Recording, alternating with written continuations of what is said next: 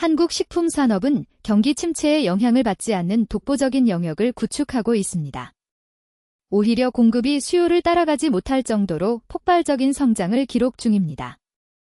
미국 최대 유통업체인 월마트 간부가 언급한 충격적인 고백에 미국 사회 전체가 크게 동요했습니다. 도널드 트럼프 대통령이 관세 폭탄 정책으로 세계 경제가 휘청거리는 이 시점에 미국 전역의 소비자들이 줄을 서서 구매하려는 대상은 더 이상 아이폰과 같은 첨단 기술 제품이 아니었습니다. 바로 한국에서 건너온 식품 열풍이 미국 시장을 강타하고 있는 것입니다. 경기 침체와 글로벌 무역 갈등 시대에 오히려 역주행하며 성장하는 한국 식품의 성공 비결은 과연 무엇일까요? 안녕하십니까? 저는 뉴욕에서 7년 동안 음식 문화 탐구 블로그 테이스트앤테일즈를 운영하고 있는 앨리스 벤틀리입니다. 제 삶은 늘 새로운 미식 경험을 찾아 헤매는 모험의 연속이었습니다. 고급 레스토랑 리뷰부터 최신 가정 요리 비법에 이르기까지 모든 유행하는 음식 콘텐츠를 다루었죠. 그러나 최근 들어 제 콘텐츠가 과거만큼 독자들의 관심을 끌지 못하고 있었습니다. 또 다른 아보카도 토스트 레시피인가요? 이번엔 또 어떤 비싼 식당 리뷰죠? 와 같은 냉소적인 반응들이 댓글 창을 채우기 시작했고 방문자 수는 점차 감소했습니다. 솔직히 고백하자면 저 스스로도 더 이상 제 콘텐츠 제작에서 열정을 느끼지 못하고 있었습니다. 그러던 어느 날 밤 퀸즈에 거주하는 한국인 친구 예나의 집들이에 초대를 받게 되었습니다. 화려하고 정갈한 한식 만찬이 끝난 후 예나가 별다른 생각 없이 내어놓은 음식이 있었습니다. 그것은 냉동실에서 막 꺼내 쪄낸 만두였습니다. 어머, 이것을 직접 만드신 건가요? 저도 모르게 터져나온 질문이었습니다. 첫 입을 베어 무는 순간 입안에서 느껴지는 풍부한 육즙과 쫄깃하면서도 탄력 있는 만두피의 식감, 그리고 완벽하게 조화된 향신료의 향은 경이로웠습니다. 예나는 웃으며 고개를 저었습니다. 아니, 그냥 한국 냉동 만두야. 바쁠 때를 대비해 항상 냉동실에 쟁여두는 필수품이지. 그 순간 저의 미식 세계관은 송두리째 흔들렸습니다. 지금까지 제가 맛본 어떤 레스토랑의 만두보다, 심지어 차이나타운의 유명 딤섬 가게의 제품보다도 뛰어난 맛이었기 때문입니다. 이게 정말 냉동식품이라고요? 이건 분명 뭔가 특별한 비밀이 있어? 그날 밤 집으로 돌아오는 길에 저는 끊임없이 생각했습니다. 한국의 냉동만두는 어떻게 이런 압도적인 맛을 낼 수 있는 것일까요? 그 작은 만두 하나가 제 인생의 항로를 완전히 바꿀 줄은 그때는 전혀 알지 못했습니다. 다음 날 아침, 잠에서 깨어났을 때도 저는 여전히 그 만두의 맛에 사로잡혀 있었습니다. 전문 음식 블로거로서 7년간 수백 가지 요리를 시식하고 평가해왔지만 냉동식품이 이토록 저를 매료시킨 적은 단 한 번도 없었습니다. 아침 커피를 마시며 예나에게 문자를 보냈습니다. 어제 그 만두 어디서 구매할 수 있어? 예나의 답변은 신속했습니다. 플러싱의 H마트나 푸드갤러리에서 구할 수 있어? 특히 비비고 CJ, 풀무원 같은 주요 브랜드들이 품질이 좋아. 주말에 같이 가볼래? 그렇게 주말이 되어 우리는 퀸즈에 위치한 한국 식료품 마트를 방문했습니다. 냉동식품 코너에 발을 들여놓자 제 눈앞에 펼쳐진 광경은 충격적이었습니다. 한쪽 벽면 전체가 다채로운 종류의 냉동 만두로 가득 채워져 있었던 것입니다. 와, 이렇게 많은 종류가 있다니. 예나는 미소를 지으며 설명해 주었습니다. 한국에서 만두는 매우 인기 있는 음식이야. 집에서 직접 만드는 것은 시간이 많이 소요되기 때문에 대부분의 사람들이 이렇게 냉동 만두를 이용해. 하지만 아무 만두나 사는 것이 아니라 정말 맛있는 특정 브랜드를 엄선해서 먹는 문화가 있어. 카트에 여러 브랜드의 만두를 담으면서 예나는 김치만두, 고기만두, 새우만두, 갈비만두, 심지어 치즈가 첨가된 퓨전 만두까지 각 제품의 고유한 특징을 상세히 설명해 주었습니다. 한국에서는 만두를 보통 어떻게 조리해서 먹어? 제가 궁금증을 참지 못하고 질문했습니다. 조리 방법이 정말 다양해. 찌거나 굽거나 국물 요리에 넣거나 심지어 라면에 넣어 먹기도 하지. 집에 가서 여러 방법으로 조리해 보렴. 집으로 돌아와 냉동실을 가득 채운 만두들을 바라보며 저는 큰 설렘을 느꼈습니다. 마치 새로운 미지의 세계를 탐험하게 된 모험가 같은 기분이었습니다. 그날부터 일주일 동안 저는 매일 다른 조리법으로 만두를 준비하며 맛을 면밀하게 비교했습니다. 찐 만두의 쫄깃한 점성, 군만두의 바삭한 식감, 만두국의 담백하고 깊은 풍미. 어떤 방식으로 조리하더라도 뛰어난 맛을 자랑했지만 가장 놀라운 점은 냉동 상태에서 어떻게 이러한 고품질이 유지될 수 있는지였습니다. 저는 블로그에 미국인이 발견한 놀라운 한국의 비밀, 냉동 만두라는 제목으로 첫 번째 심층 탐구 포스팅을 게시했습니다. 평소보다 훨씬 더 진솔하게 제 경험과 놀라움을 담아냈습니다. 이것은 단순한 냉동식품이 아닙니다. 한국 가정의 일상적인 식탁을 지키는 맛의 핵심 병기인 것입니다. 레스토랑의 고급 딤섬보다 더 큰 만족감을 선사하는 이 맛, 도대체 그 숨겨진 비밀은 무엇일까요? 예상대로 이 포스트는 제 블로그 역사상 최고 조회수를 경신했습니다. 댓글은 폭발적으로 증가했습니다. 정말인가요? 냉동 만두가 그렇게 맛있다고요? 어느 브랜드가 가장 좋은가요? 저도 한국 친구 집에서 먹어봤는데 정말 놀라운 맛이었어요. 일부 독자들은 냉동식품을 이렇게 극찬하다니 혹시 광고비를 받고 쓴 글이 아닌가요? 와 같은 의심의 목소리도 있었지만 대부분은 강한 흥미를 보였습니다. 특히 주목할 만한 반응은 평소 제 블로그에 거의 등장하지 않던 한국계 미국인 독자들의 열렬한 환영이었습니다. 드디어 누군가가 이 사실을 알아줬네요. 우리 집 냉동실의 절대적인 필수품입니다. 한국 만두의 매력에 빠지신 것을 진심으로 환영합니다. 이건 시작일 뿐이에요. 그러나 미식 전문가들의 반응은 상당히 냉소적이었습니다. 유명 요리사 알렉산더 리옹은 자신의 소셜미디어에 이제는 음식 블로거들이 냉동식품까지 찬양하는 시대가 왔군요. 진정한 요리와 공장에서 대량 생산된 식품의 차이를 구분하지 못하는 것일까요? 라고 비판적인 견해를 표명했습니다. 이 비판은 오히려 저에게 더 큰 호기심의 불을 지폈습니다. 왜 이렇게 맛있을까? 어떻게 이 맛과 식감을 냉동 상태로 완벽하게 보존할 수 있을까? 이 의문을 해소하기 위해서는 직접 그 근원을 찾아가야 한다는 확신이 들었습니다. 그날 밤, 저는 중대한 결심을 내렸습니다. 한국에 직접 가서 이 냉동 만두의 비밀을 파헤쳐 보기로 한 것입니다. 블로그에 만두의 비밀을 찾아서 한국 탐방 프로젝트라는 포스트를 올렸고 놀랍게도 독자들의 후원금이 물밀듯이 쏟아지기 시작했습니다. 커피 한 잔 값부터 시작하여 심지어 한국행 항공권 기부에 이르기까지 독자들은 이 미스터리가 반드시 풀리기를 염원했습니다.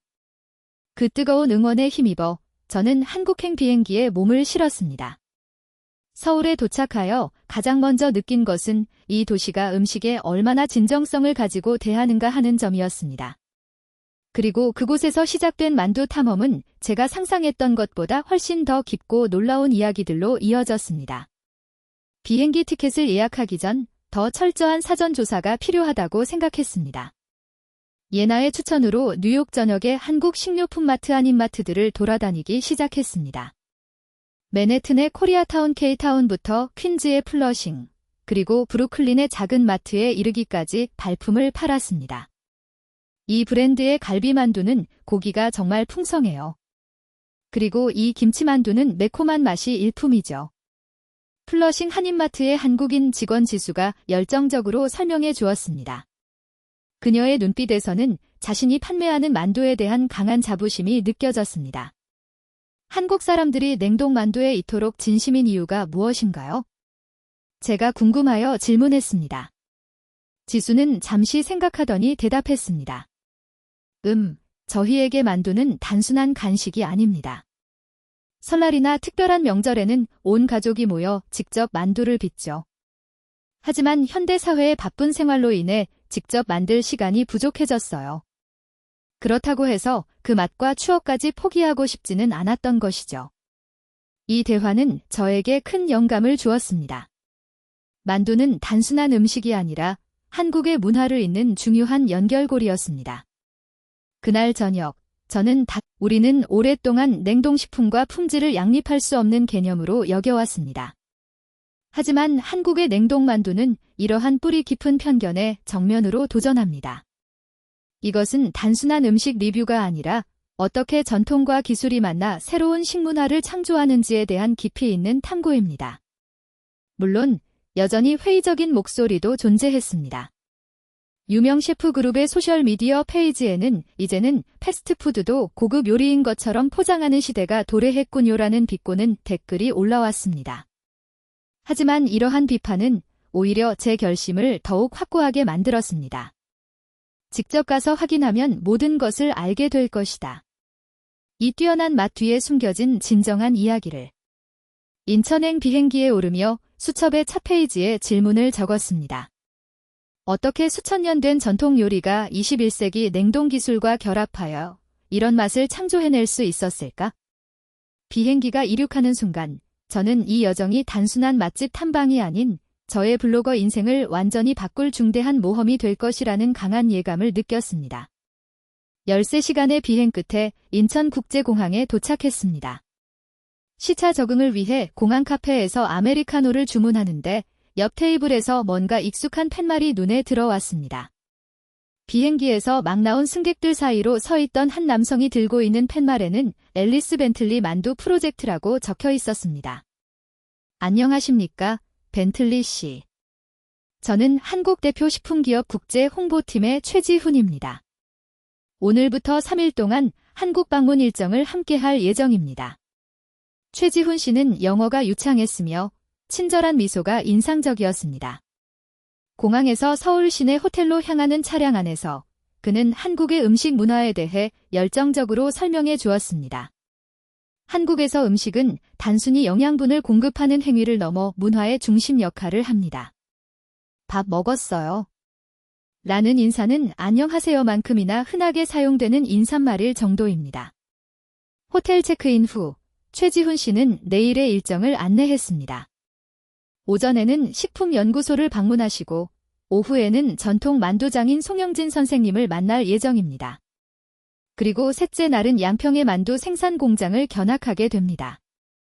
첫날 저녁은 간단한 환영 만찬으로 일정이 잡혀 있었습니다.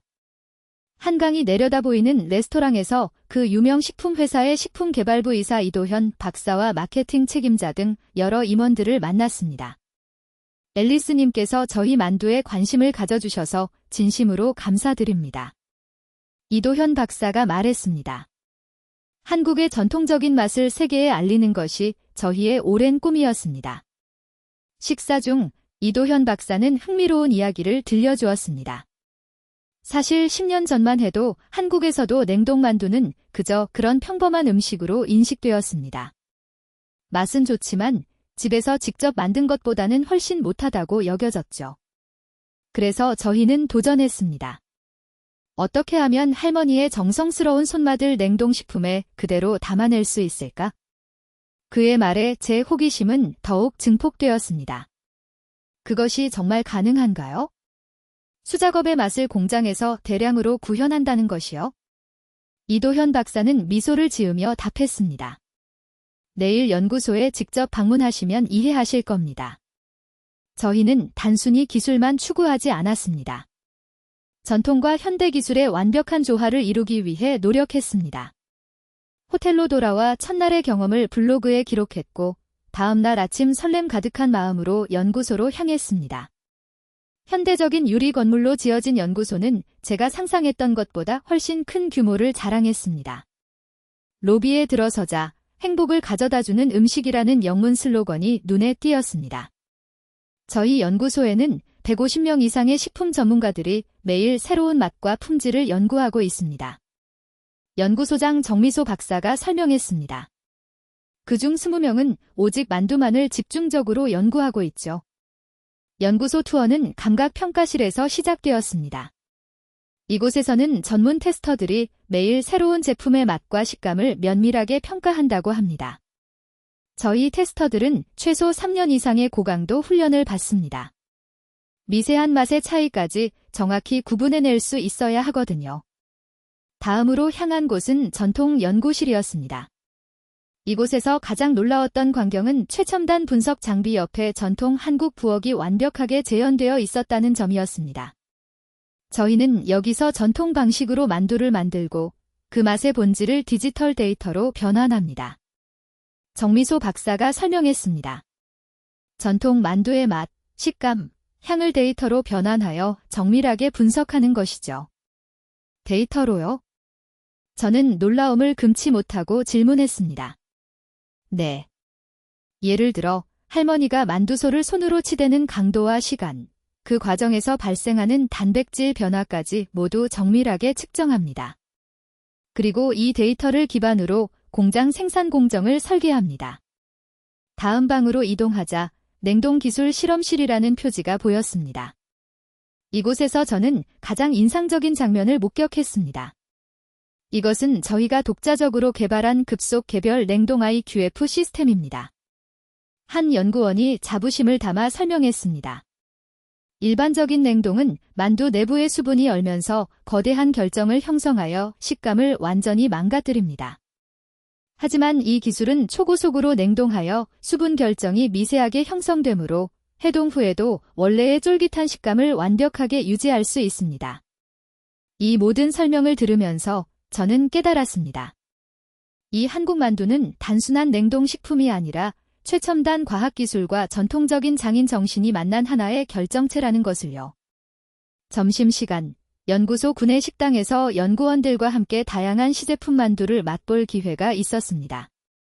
아직 시장에 정식 출시되지 않은 새로운 맛의 만두들이었습니다. 이것은 내년에 출시될 트러플 소고기 만두입니다. 서양의 고급 식재료와 한국의 기술이 융합된 퓨전 제품이죠. 한 연구원이 설명했습니다. 식사 중 이도현 박사에게 솔직한 질문을 던졌습니다. 박사님, 냉동식품에 대한 미국의 인식은 여전히 부정적인 측면이 강합니다. 어떻게 이러한 오랜 편견을 극복할 수 있을까요?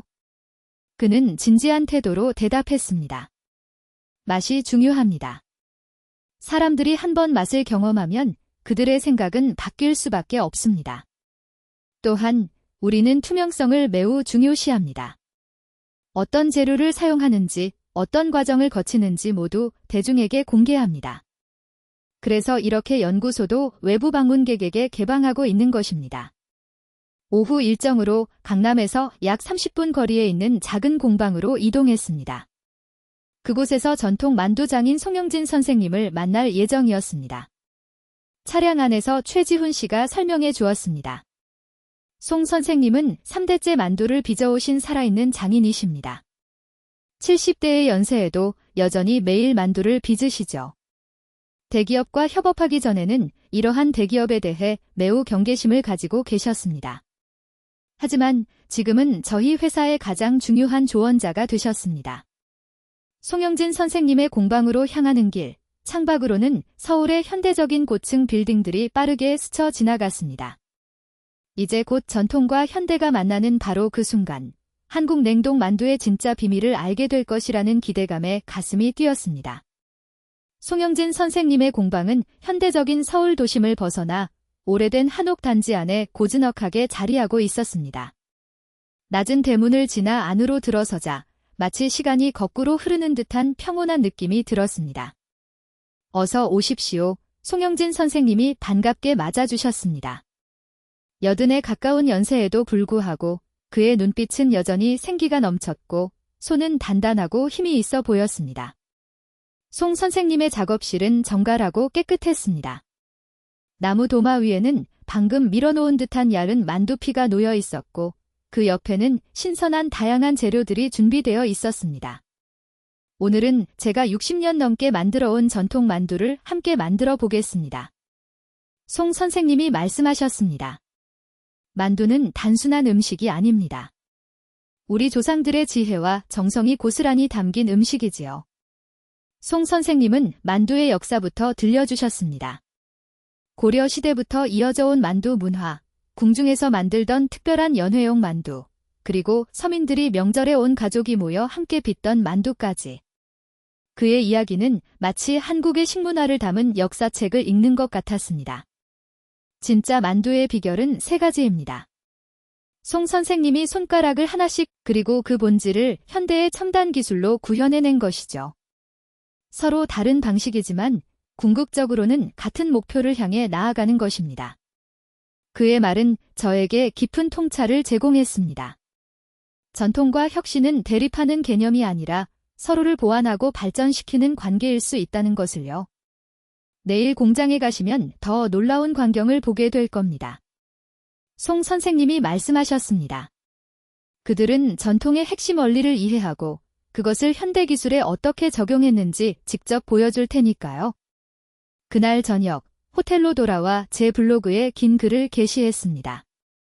장인의 솜씨와 첨단 과학의 경이로운 만남이라는 제목이었습니다. 댓글이 실시간으로 달리기 시작했습니다. 와, 정말 흥미로운 이야기네요. 우리가 편견을 가지고 바라보던 냉동식품의 새로운 면모를 보게 되었어요. 이러한 접근 방식이 다른 전통 음식에도 적용된다면 어떨까요? 전통과 기술의 융합이 식품 산업의 미래일 수도 있겠네요. 그러나 여전히 회의적인 목소리도 있었습니다. 결국은 마케팅에 불과한 것 아닌가요? 아무리 좋은 기술을 사용해도 공장에서 대량으로 만든 것은 공장 제품일 뿐이죠. 이 댓글을 읽으며 저는 생각했습니다. 내일 공장을 방문하면 더 많은 명확한 답을 얻을 수 있을 것이다. 다음 날 아침, 서울 외곽의 양평에 위치한 만두 생산 공장으로 향했습니다. 예상과는 달리 공장은 매우 깨끗하고 현대적이었으며 마치 첨단 연구소 같은 인상을 주었습니다. 저희 공장은 HACCP와 모든 글로벌 식품 안전 기준을 완벽하게 충족합니다. 공장 관리자 한서연 씨가 자부심을 담아 설명했습니다. 하지만 그보다 더 중요한 것은 저희만의 특별한 생산 공정 시스템입니다. 공장 투어는 원재료 입고 지역부터 시작되었습니다. 신선한 채소와 고기가 철저한 품질 검수 과정을 거쳐 들어오는 모습이 인상적이었습니다. 저희는 국내산 재료를 최대한 사용합니다. 특히 핵심 재료는 지정된 계약 농가에서만 공급받고 있습니다. 한서연 관리자가 설명했습니다. 다음으로 저희가 목격한 것은 디지털 장인 시스템이라고 불리는 특별한 기계 장치였습니다. 이것은 송영진 선생님의 손동작을 3D 스캔하여 디지털화한 시스템입니다. 한 관리자가 자랑스럽게 설명했습니다. 만두소를 치대는 방향, 강도, 속도가 모두 송 선생님의 숙련된 동작과 정확히 일치하도록 프로그래밍되어 있습니다. 기계가 작동하는 모습은 정말 놀라웠습니다. 마치 보이지 않는 장인의 손이 만두소를 섬세하게 치대는 것 같았습니다. 다음은 저희의 핵심 기술인 마이크로 에어 포켓 시스템입니다. 한 관리자가 설명을 이어갔습니다. 만두피 내부에 미세한 공기주머니를 형성하여 쫄깃하고 탄력 있는 식감을 유지하죠. 또한 급속 개별 냉동 시스템을 통해 만두가 갓 빚은 상태의 맛과 식감을 그대로 보존합니다. 공장 견학을 마친 후 최신 설비를 갖춘 시식실로 안내받았습니다. 그곳에서 지금까지 본 모든 과정을 거쳐 생산된 냉동 만두를 직접 맛볼 기회를 가졌습니다. 이것은 오늘 아침에 생산된 만두입니다. 한 관리자가 설명했습니다. 그리고 이것은 6개월 전에 생산된 동일한 제품입니다. 두 가지를 비교 시식해 보십시오. 놀랍게도 두 만두의 맛과 식감 차이는 거의 감지되지 않았습니다. 6개월 된 냉동 만두가 이렇게 신선한 맛을 유지한다는 사실이 믿기 어려웠습니다. 비결이 무엇인가요? 저는 감탄하며 질문했습니다. 과학과 전통의 완벽한 조화입니다. 옆에 있던 이도현 박사가 대답했습니다. 우리는 왜 전통 만두가 맛있는지 그 원리를 심층적으로 이해하고 그것을 현대기술로 정확하게 재현했습니다. 단순히 맛을 복제한 것이 아니라 맛이 만들어지는 과정 자체를 구현한 것입니다. 그 순간 모든 의문이 명확하게 해소되었습니다. 이 기업 냉동 만두의 비밀은 단순한 기술적 혁신이 아니었습니다. 전통의 가치를 깊이 이해하고 존중하는 태도, 그리고 그것을 현대적 방식으로 재해석하는 창의성이 결합된 결과였습니다. 공장을 나오면서 블로그에 어떤 이야기를 담아야 할지 제 생각이 명확하게 정리되기 시작했습니다. 이것은 단순한 식품 리뷰가 아니라 한국 문화와 첨단 기술의 아름다운 융합에 관한 이야기였습니다. 뉴욕행 항공기 탑승을 기다리며 노트북을 열었습니다. 문득 제목이 떠올랐습니다.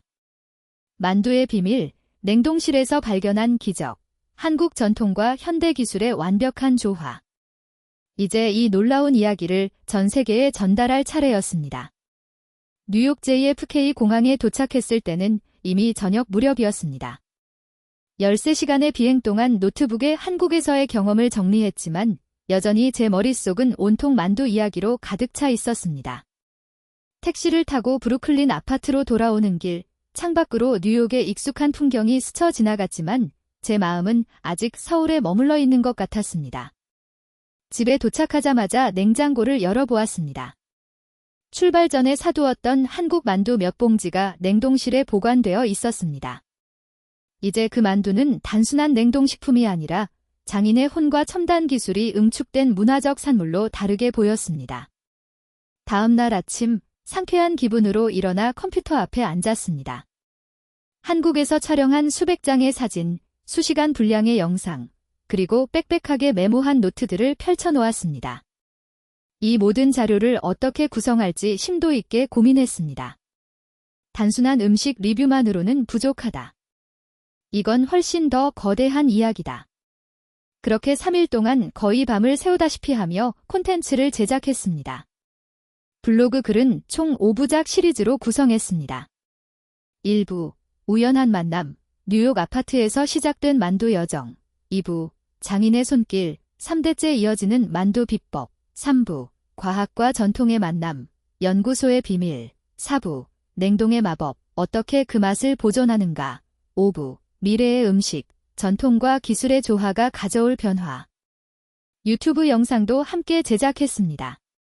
송영진 선생님이 만두를 빚는 경이로운 장면, 연구소에서 맛을 정밀하게 분석하는 과정, 공장의 첨단 설비들. 이 모든 영상에는 단 하나의 메시지를 담았습니다.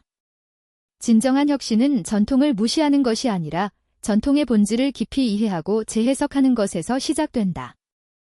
인스타그램에는 매일 한 가지씩 한국 만두의 비하인드 스토리를 공개했습니다. 만두피의 미세 구조를 현미경으로 촬영한 사진, 송 선생님의 주름진 손 클로즈업 사진, 연구원들이 맛을 평가하는 진지한 표정들. 각 사진마다 짧지만 의미 있는 이야기를 담았습니다. 마침내 모든 콘텐츠가 준비되었고 첫 번째 블로그 포스트와 유튜브 영상을 공개했습니다. 그리고 반응을 기다렸습니다. 결과는 제 예상을 훨씬 뛰어넘었습니다. 첫날에만 블로그 방문자 수가 평소의 10배를 기록했고 유튜브 조회수는 5만 건을 돌파했습니다. 댓글이 폭포수처럼 쏟아졌습니다.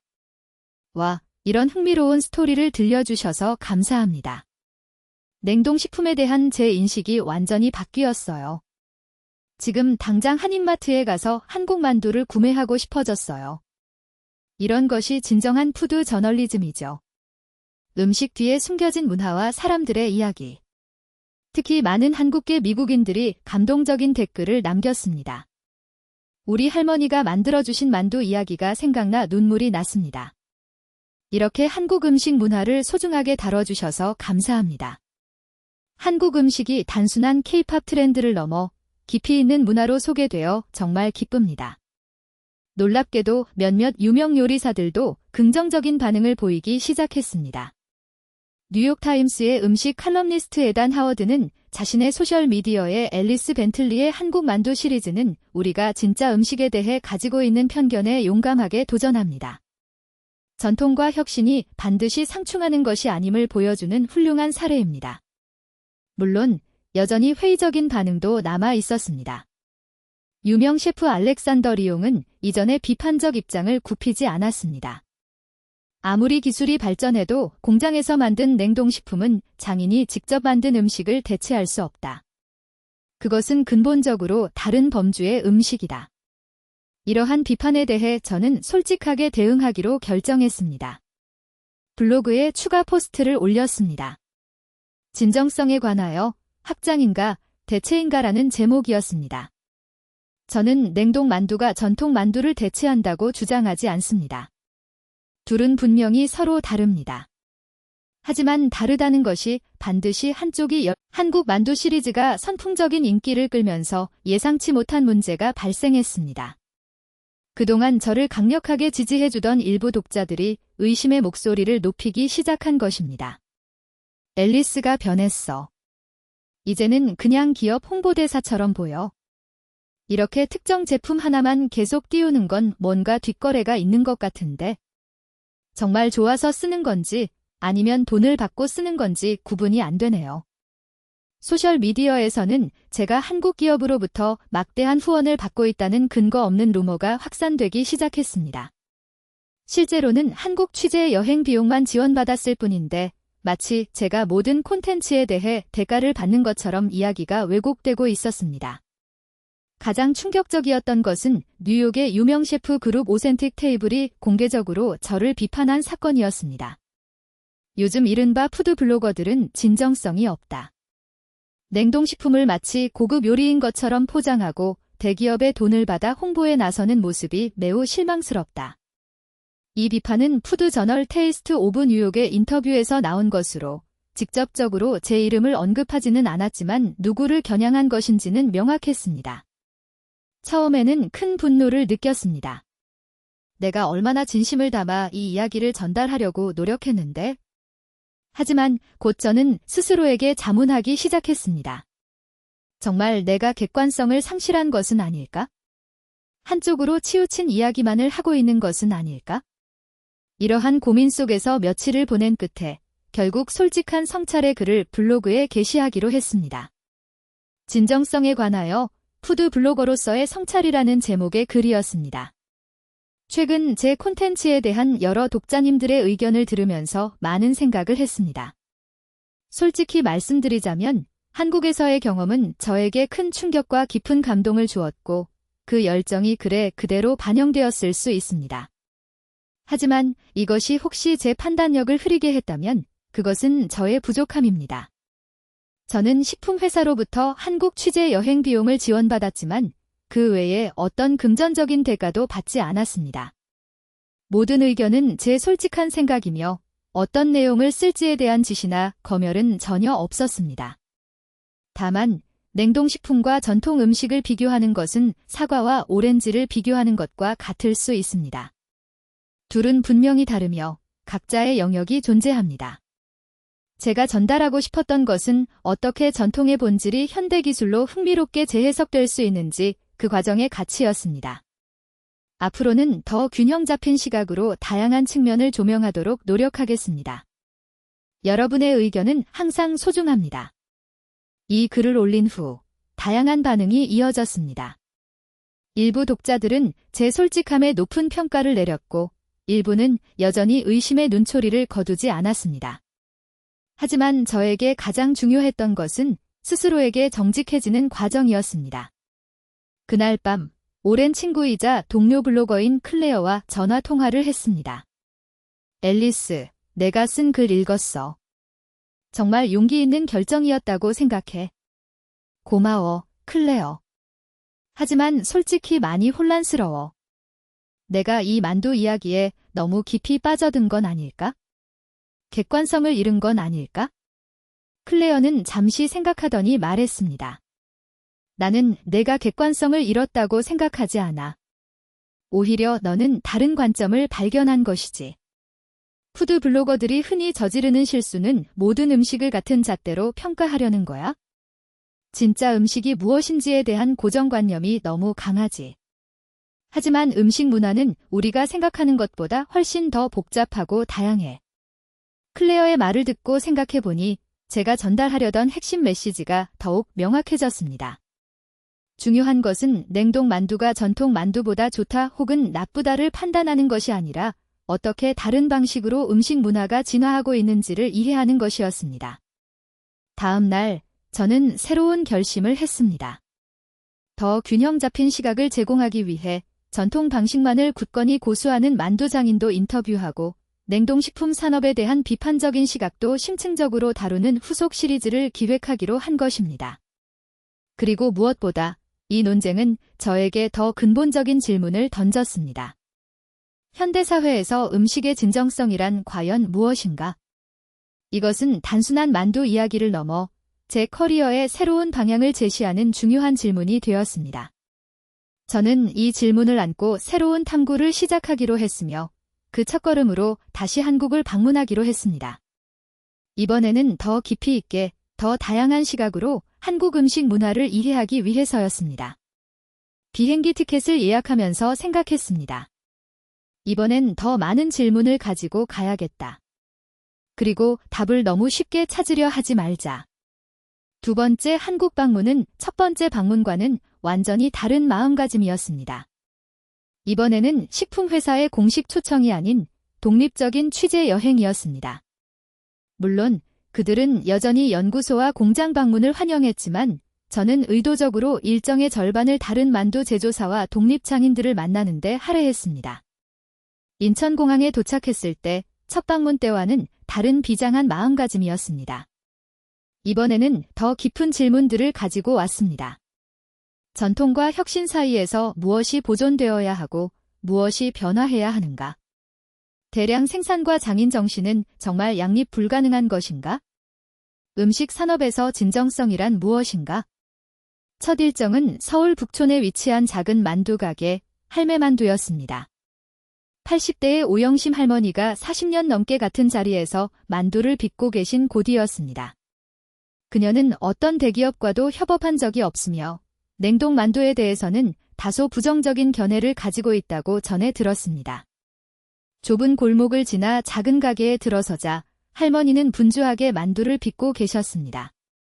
주름진 손으로 놀라울 정도로 빠르고 정확하게 만두를 만드는 모습이 경이로웠습니다. 할머니, 만두를 배우러 미국에서 왔습니다. 통역사를 통해 인사를 건넸습니다. 오 할머니는 잠시 손을 멈추고 저를 바라보셨습니다. 그리고는 미소를 지으며 말씀하셨습니다. 아이고, 먼 데서 왔네. 앉아, 앉아. 만두 먹어봐. 오 할머니의 만두는 간소했지만 깊은 맛이 있었습니다. 담백한 돼지고기와 신선한 채소, 그리고 무엇보다 쫄깃한 만두피의 식감이 놀라웠습니다. 할머니, 비법이 뭐예요? 궁금해서 여쭈었습니다. 비법, 그런 거 없어. 그냥 정성이지. 40년 동안 매일 같은 방법으로 만들었어. 저는 조심스럽게 냉동 만두에 대한 생각을 물었습니다. 오 할머니는 잠시 생각하더니 의외의 대답을 주셨습니다. 세상이 변하는 건 당연한 거야. 내 손녀도 냉동 만두 자주 먹는데 요즘 것들은 맛이 좋아. 물론 내 만두랑은 다르지. 하지만 그건 나쁜 게 아니라 그냥 다른 것이야. 할머니의 이 말씀이 저에게 큰 울림을 주었습니다. 그동안 우리는 전통 대 현대라는 이분법적인 프레임에 갇혀 있었던 것은 아닐까요? 다음 날은 완전히 다른 곳을 방문했습니다. 또 다른 유명한 한국 식품 기업이었습니다. 이 회사는 자연과 건강을 강조하는 전략으로 이전에 방문했던 기업과는 차별화된 접근 방식을 취하고 있었습니다. 저희는 가능한 한천연 재료만을 사용하며 화학 첨가물은 최소화합니다. 이 회사 연구소의 신혜주 박사가 설명했습니다.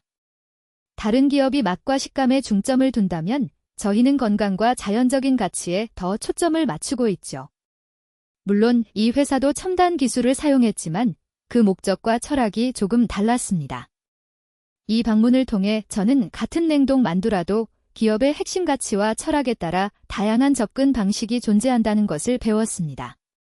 세 번째 날에는 한국음식문화연구가인 강민서 교수를 만났습니다. 그녀는 서울대학교에서 식품영양학과 문화인류학을 가르치고 있었습니다.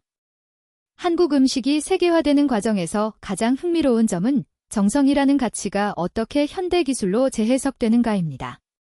강 교수가 말했습니다. 한국인에게 음식은 단순한 영양 공급원이 아니라 정성과 사랑을 표현하는 중요한 매개체입니다. 냉동 만두가 세계적으로 성공한 이유는 그 정성의 가치를 현대적인 방식으로 효율적으로 구현했기 때문이죠. 강 교수의 말은 저에게 새로운 통찰을 주었습니다. 그 기업이 단순히 맛을 복제한 것이 아니라 한국 음식 문화에 내재된 정성이라는 핵심 가치를 현대적으로 해석한 것이라는 관점이었습니다. 네 번째 날, 다시 첫 번째 기업의 연구소를 방문했습니다. 어머니는 바쁜 직장 생활 중에도 가끔 시간을 내어 딸에게 만두 빚는 법을 가르쳐 준다고 했습니다. 그리고 딸은 학교 기숙사에서 친구들과 냉동 만두를 나누어 먹으며 고향 생각을 한다고 말했습니다. 세 세대가 각자 다른 방식으로 만두와 연결되어 있었지만 그 중심에는 함께 나누는 음식이라는 본질적 가치가 존재했습니다. 그 순간 저는 깨달았습니다. 만두는 단순한 음식이 아니라 시간과 공간을 초월하여 사람들을 연결하는 문화적 매개체였습니다. 그리고 그 연결은 전통적인 방식으로든 현대적인 방식으로든 지속적으로 이어지고 있었습니다. 비행기에 오르면서 이번 여행에서 얻은 모든 통찰을 어떻게 독자들에게 전달할지 고민했습니다. 단순히 어떤 만두가 더 맛있는가라는 질문을 넘어 음식이 어떻게 문화와 정체성을 반영하는지, 그리고 전통과 혁신이 어떻게 공존할 수 있는지에 관한 이야기를 하고 싶었습니다. 그리고 새로운 시리즈의 제목이 떠올랐습니다. 만두를 넘어서 음식에서 발견하는 문화의 대화. 이번 시리즈는 단순한 음식 리뷰가 아닌 음식을 통해 본 문화적 정체성과 변화에 관한 더 깊은 탐구가 될 것이었습니다. 뉴욕으로 돌아온 후 두 번째 한국 방문에서 얻은 통찰을 바탕으로 새로운 시리즈를 준비했습니다. 이번에는 단순히 만두의 맛과 제조 과정뿐만 아니라 그 배경에 있는 문화적 맥락과 다양한 관점을 포함시켰습니다. 만두를 넘어서 시리즈의 첫 번째 글은 전통과 혁신, 대립이 아닌 대화라는 제목으로 게시되었습니다. 송영진 장인과 그의 아들 송현우 씨의 대비되는 접근 방식, 80대 오영심 할머니의 지혜, 그리고 세 세대 가족의 만두 이야기까지 모두 담았습니다.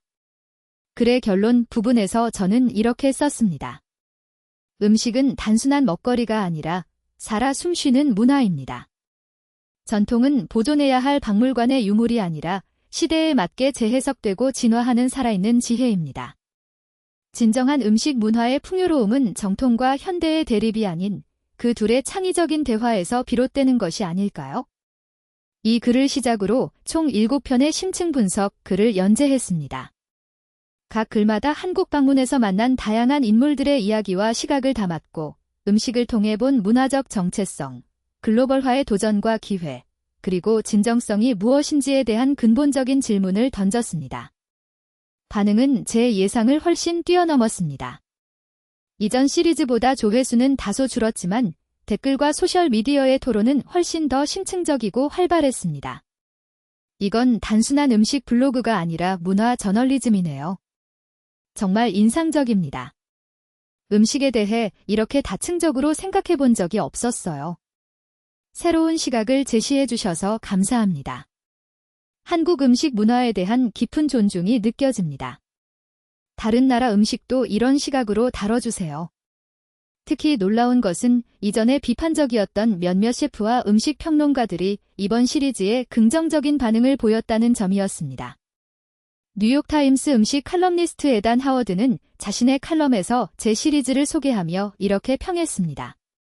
벤틀리 씨는 단순한 맛 리뷰를 넘어 음식을 통해 문화의 변화와 적응을 탐구하는 중요한 작업을 수행하고 있다. 그녀의 만두를 넘어서 시리즈는 우리가 음식에 대해 가진 고정관념을 넘어 더 열린 대화로 대중을 이끌고 있다. 더 놀라운 일은 그 이후에 벌어졌습니다.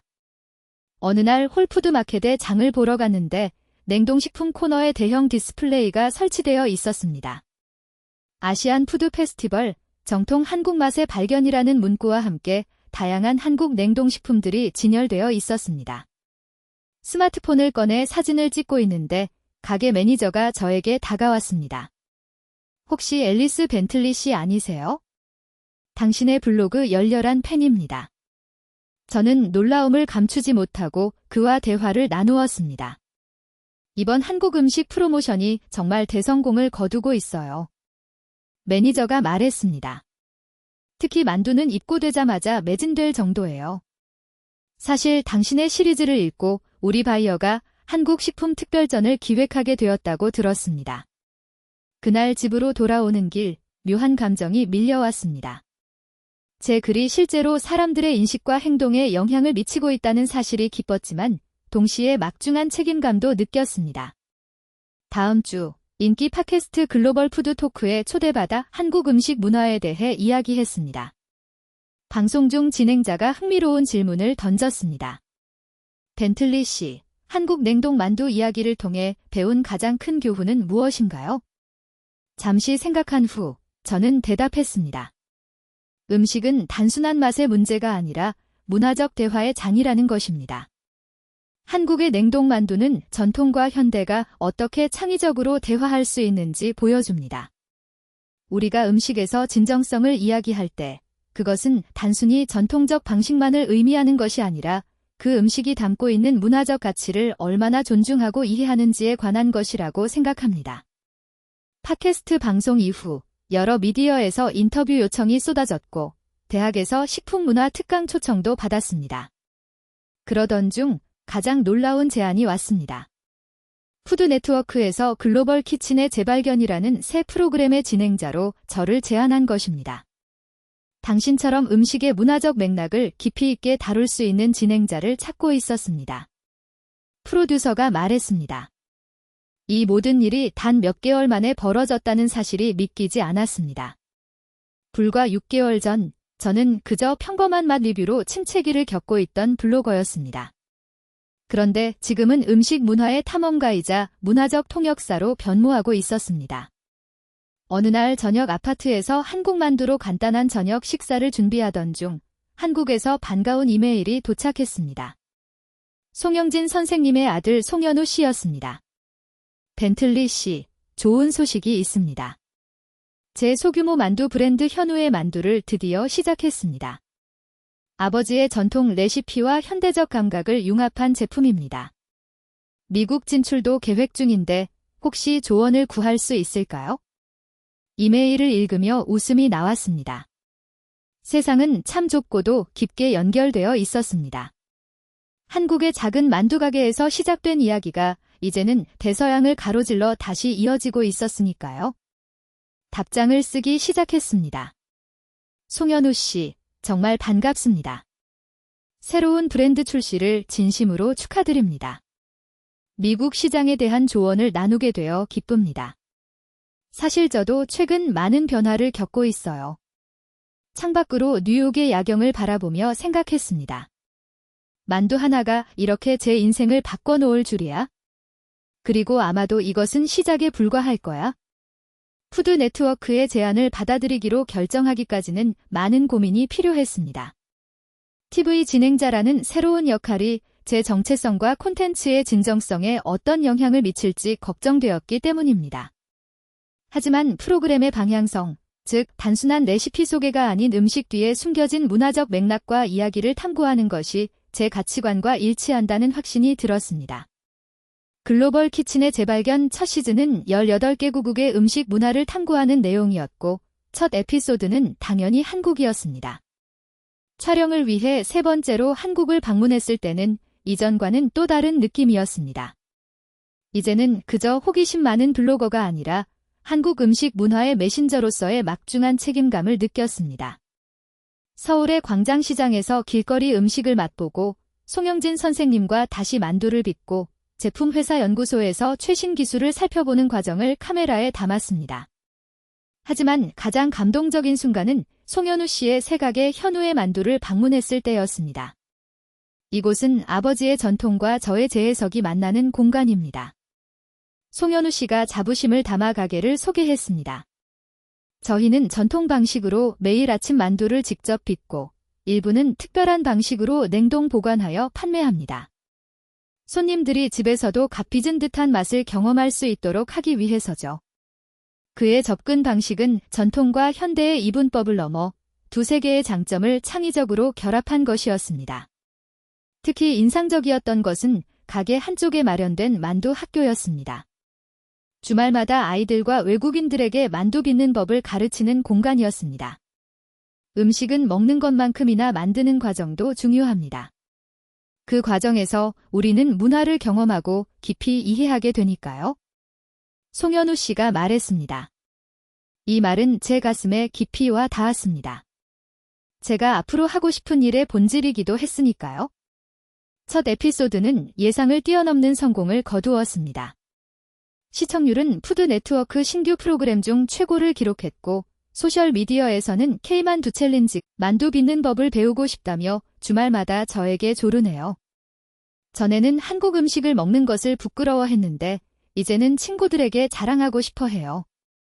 그 말을 듣는 순간 저는 제가 하고 있는 일의 진정한 의미를 깨달았습니다. 이것은 단순히 음식을 소개하는 것이 아니라 문화적 자긍심과 이해를 고취하는 일이었습니다. 2년이 지난 지금 글로벌 키친의 재발견은 새 시즌을 성공적으로 맞이했고 제 블로그는 음식 문화 탐구에 있어 권위 있는 플랫폼으로 확고히 자리 잡았습니다. 송현우 씨의 현우의 만두는 뉴욕의 첫 해외 지점을 개점했으며 한국의 식품 기업들은 미국 냉동식품 시장에서 주요 브랜드로 성장했습니다. 지난 주말 브루클린 아파트에서 작은 모임을 열었습니다. 한국, 멕시코, 이탈리아, 태국 음식을 다룬 에피소드에 등장했던 각국 출신의 셰프들과 음식 전문가들이 모였습니다. 테이블 위에는 각 나라의 전통 음식과 그것의 현대적 해석이 함께 차려졌습니다. 한국 만두와 송현우 씨가 특별히 보내준 수제 만두, 멕시코 셰프가 가져온 전통 타코와 퓨전 타코, 이탈리아에서 온 수제 파스타와 냉동 라비올리. 언뜻 보기에는 다양한 문화권의 음식들이었지만 그 본질에는 공통점이 있었습니다. 모두 전통의 지혜와 현대의 창의성이 조화롭게 담겨 있다는 점이었습니다. 건배를 제안하며 제가 말했습니다. 오늘 이 자리에 모인 우리처럼 음식은 국경과 문화를 초월하여 사람들을 연결합니다. 그리고 때로는 냉동실 속 작은 만두 하나가 세상을 바꾸는 여정의 시작이 될 수도 있죠. 모두가 웃으며 잔을 부딪혔습니다. 창밖으로 보이는 뉴욕의 야경 아래 다양한 음식과 이야기가 오가는 이 순간이 바로 제가 꿈꿔왔던 세상이었습니다. 냉동실에서 발견한 작은 만두 하나가 제 인생을 완전히 뒤바꿔 놓을 줄은 그 누구도 상상하지 못했을 것입니다. 하지만 이제 저는 알고 있습니다. 가장 일상적인 순간에 가장 놀라운 발견이 기다리고 있다는 것을. 그리고 음식은 단순한 맛 이상의 것, 문화와 역사, 인간의 창의성과 지혜가 담긴 이야기라는 것을 말입니다. 지금까지 만두의 비밀, 냉동실에서 발견한 기적이라는 이야기를 들어보셨습니다. 단순한 냉동식품에 불과했던 한국 만두가 어떻게 한 음식 블로거의 인생을 바꾸고 미국의 식문화에 새로운 바람을 일으켰는지에 관한 여정이었습니다. 이 이야기는 우리에게 일상에서 마주하는 평범한 것들 속에도 놀라운 발견이 숨어 있을 수 있다는 것을 상기시켜 줍니다. 호기심을 가지고 더 깊이 탐구한다면 단순한 맛 이상의 것, 문화와 역사, 전통과 혁신의 조화를 발견할 수 있다는 교훈을 전해줍니다. 감사합니다. 맛있는 발견으로 가득한 하루 되십시오.